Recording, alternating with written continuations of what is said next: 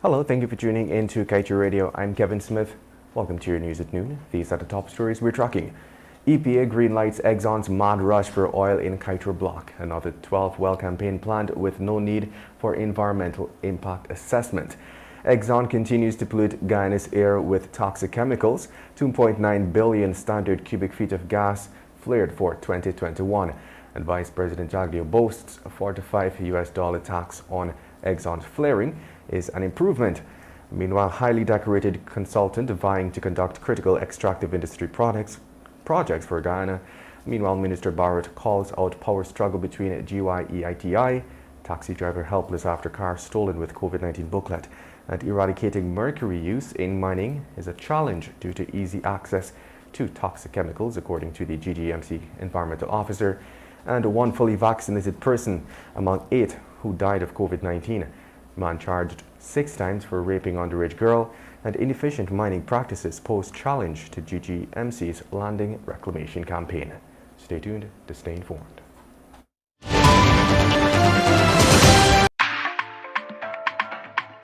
Hey, you! Going out? Want all your favorite radio stations on the go? Listen up and let's go. Anytime and anywhere. All your favorite radio stations are in one place. Listen wherever you go, anywhere, anytime. You can even listen without Wi-Fi with Go Loud on a Digicel Prime bundle. Talk, music, news, whatever you want. On the go, Go Loud. Go Loud gives you all your local radio in the palm of your hand. Go out in style. On the go, Go Loud. Download today.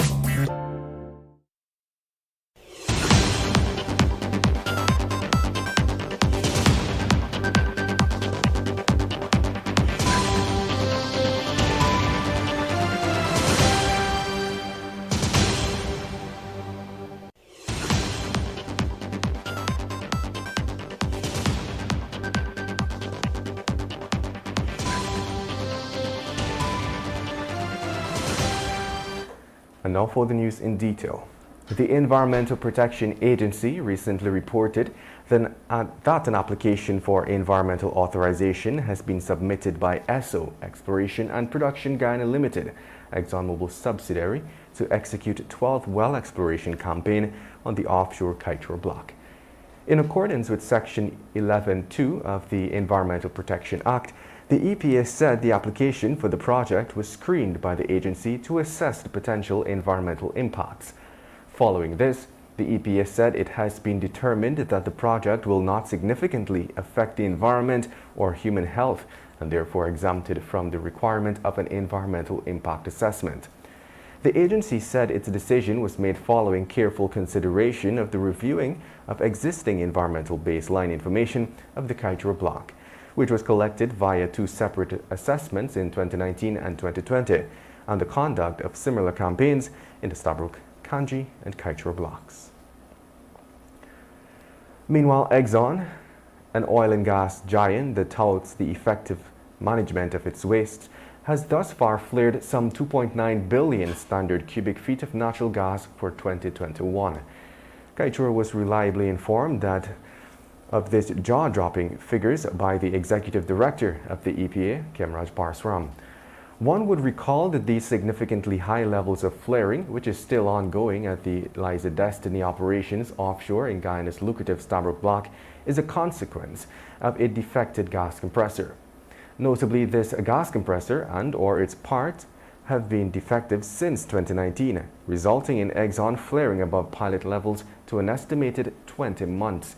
Exxon had flared 12.9 billion cubic feet of gas, which is equivalent to the removal of 1.6 million acres of forest. In simpler terms, this means that Exxon has flared toxic natural gas that could have been offset by a forest the size of Region 2. And moving on, Vice President Barrett Jagdeo recently downplayed Guyana's management of the hazardous practice of flaring being done by ExxonMobil on board the Liza Destiny vessel in the Stabroek block.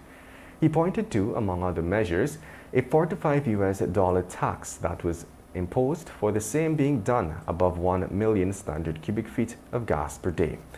Jagdeo said that Guyana has a policy of no flaring and has in fact instituted a $45 tax for every metric ton of natural gas flared.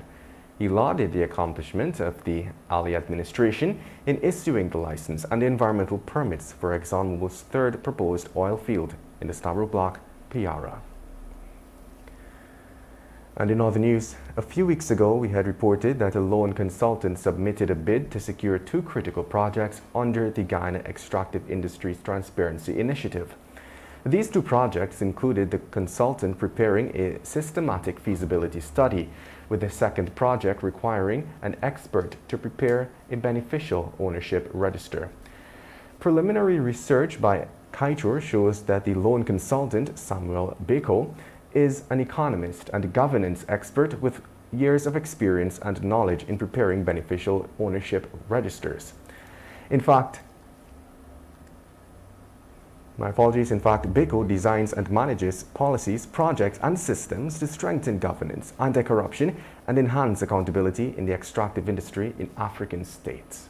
Presently, he is a freelance consultant with the Extractive Industry Transparency Initiative in Accra, Ghana, where duties include undertaking review of annual financial statements of the Ghana National Petroleum Corporation. And moving on, Minister of Natural Resources Vikram Bharat revealed that when he assumed office, he noticed that there was a misunderstanding of the role and the relationship between the Secretariat of the first multi-stakeholder group of the Ghana Extractive Industries Transparency Initiative. He made the comments during a recent ceremony which was held to commemorate the launch of the second GYEITI at the ministry's Main Street Annex. The group is tasked with implementing the EITI transparency standards. And now let's tell you, though mercury is classified by the World Health Organization as one of the top 10 most toxic chemicals to humans, it continues to be used in Guyana's mining sector. It remains a prevalent feature in the sector despite the efforts of successive governments to eradicate or significantly limit its use in the industry. During his maiden appearance on Kaieteur Radio's Guyana's Oil and Dew, Senior Environmental Officer at the Guyana Geology and Mines Commission, Darcy Waldron, explained why mercury use is so common in the industry. He explained that mercury is cheap, easy to understand or use by artisanal miners, and does not require a lot of technical skills. Be that as it may, a plethora of research shows that the chemical can have detrimental effects on one's body from prolonged exposure and even result in irreversible damage. You're listening to Kaieteur Radio 99.1 and 99.5 FM. We will return after the break.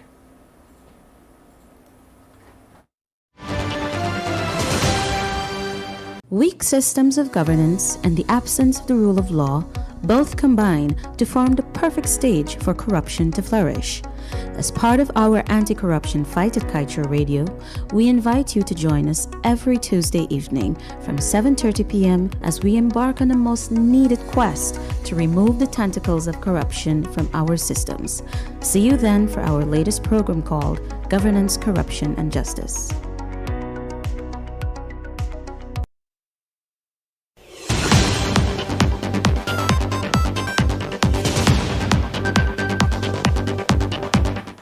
Welcome back. Let us continue with the news. The Guyana Geology and Mines Commission is on a constant campaign to ensure mined-out lands are reclaimed, so they are returned to a natural or otherwise useful state.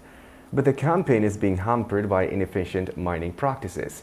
Senior Environmental Officer attached to the Environmental Division of the Commission, Darcy Waldron, explained this issue on a recent interview. He explained that there are 7 demonstration sites at the GGMC has to reclaim land.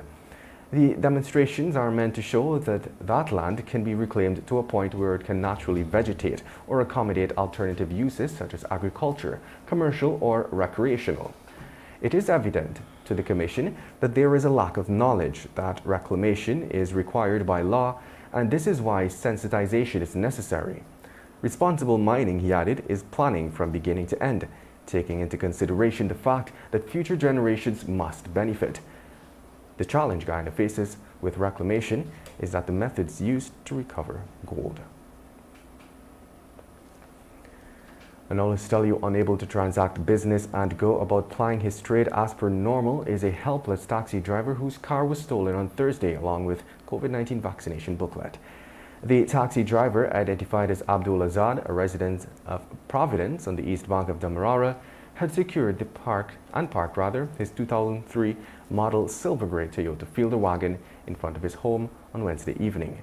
However, when he awoke the following day, his car was missing. After making some inquiries, Azad learned that someone had driven off with his car around 5:30 that morning. And moving on, a 32-year-old gold miner who was arrested earlier this month for allegedly raping an underage girl was on Friday slapped with 6 counts of rape after appearing at the Matthews Ridge Magistrates Court. Making his first court appearance was Steele Sancho of Gangadine Street, Matthews Ridge, who was arraigned before Magistrate Delon Bess to answer to the charges. The defendant was not required to plead to the indictable charges, which alleges that he raped a child under the age of 16. Sancho was on Friday placed on $200,000 bail for each count of rape and is expected to reappear in court on October 12th. And now let's tell you, the Ministry of Health yesterday reported that 8 more persons who tested positive for COVID-19 have died. As a result of this, the country's COVID-19 death toll has moved to 762. The Health Ministry announced that the latest fatalities are that of 7 unvaccinated persons and a fully vaccinated person.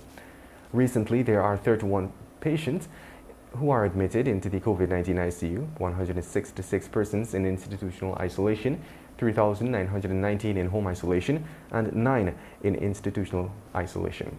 To date, a total of 26,270 persons who tested positive for the virus have recovered. The Minister of Labour hauled in oil companies and read them the Riot Act. Abide by Guyana's constitution and labour laws. That is commendable.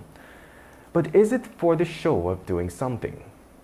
We are watching at what both the Minister of Labour and the union, GAU, do for follow-up actions. That is where proof of compliance and penalties will indicate who is doing what and who is genuinely protecting Guyanese workers. We will know if it is a case of more hot air or white hot heat applied to the oil companies. With that, we've come to the end of today's News at Noon. I'm Kevin Smith. Thank you for listening. Want value for your advertising dollar? Then place your ads on Kaieteur Radio.